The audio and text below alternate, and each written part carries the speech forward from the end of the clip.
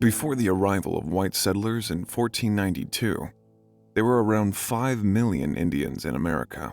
Yet by 1800, the number plummeted to 600,000, and by 1900, the number was only 237,000, the lowest in history. More than a dozen tribes, such as the Pequot, Mohegan, and Massachusetts, were completely wiped out. But what happened to them? What led to the near extinction of a whole race of people?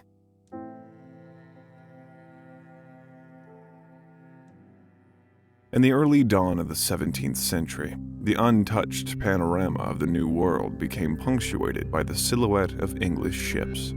Initially, the English were met with a mixture of fear and intrigue by the native tribes.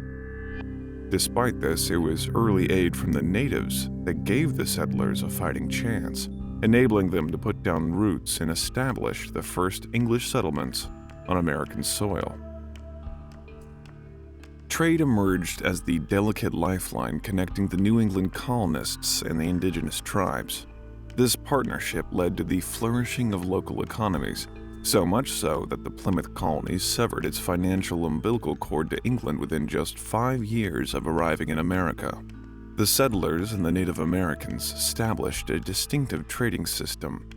This system blended the traditions of the Native Americans with the practices of the settlers. Native Americans supplied a variety of local resources, including animal skins, food, and crucial knowledge about the land and its ecosystems. In return, the settlers provided them with beads and wampum, which was a form of currency used by the settlers. However, their exchanges weren't only about physical items. There was a significant exchange of ideas as well. In fact, the spiritual conversations between these cultures were so profound that the first Bible in the New World was translated into the language of the Algonquin, a Native American tribe. However, as the sands of time slipped through the hourglass, the harmonious relations began to fray. The native tribes lived by hunting and gathering the abundant resources of the land. Their culture and religion placed them in the role of stewards, not owners of the lands, preserving its abundance for the future. The white settlers who arrived brought with them a different view of the land. They also brought with them a slew of unfamiliar diseases such as smallpox, tuberculosis, measles, cholera, and the bubonic plague, which all ravaged the native population. This phenomenon, known as the virgin soil effect, led to devastatingly high death rates among Native Americans who lacked immunity to these foreign pathogens.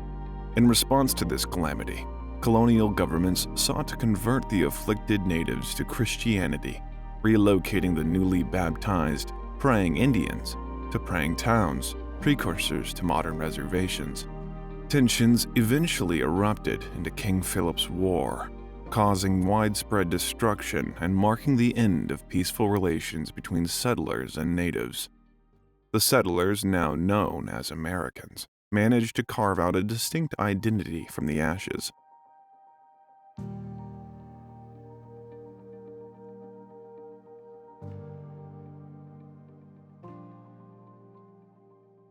The subsequent years saw devastating conflicts between the white Americans and the natives, leading to the destruction of more tribes and the loss of more lands.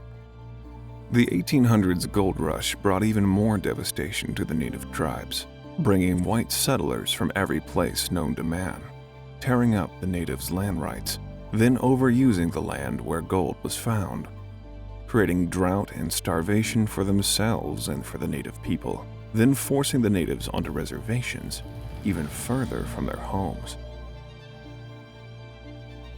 Despite everything, the natives fought relentlessly to defend their lands and identities. Battle after battle after battle.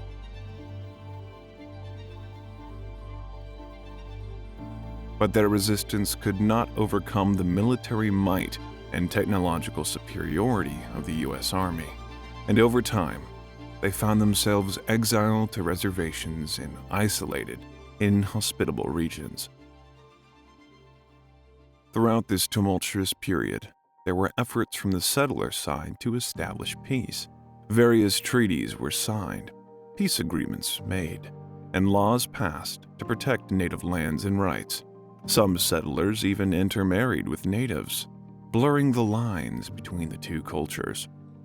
However, these efforts were often undermined by larger forces of expansion and greed. So, in the 19th century, while the American population grew by 20 to 30% every decade, the indigenous population dramatically declined. Today, Indigenous and Alaska Native peoples represent only 1.3% of the total U.S. population. Currently, about 310 Native American reservations scatter across the United States, covering about 2.3% of the nation's territory. These remote lands offer substandard living conditions and limited access to vital resources.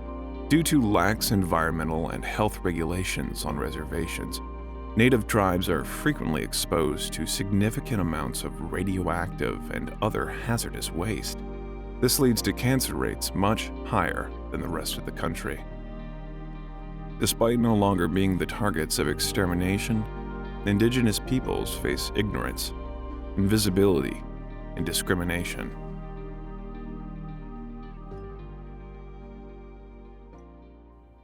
But remember, it wasn't always this way. There was a time when 5 million natives roamed the plains, living as one with nature.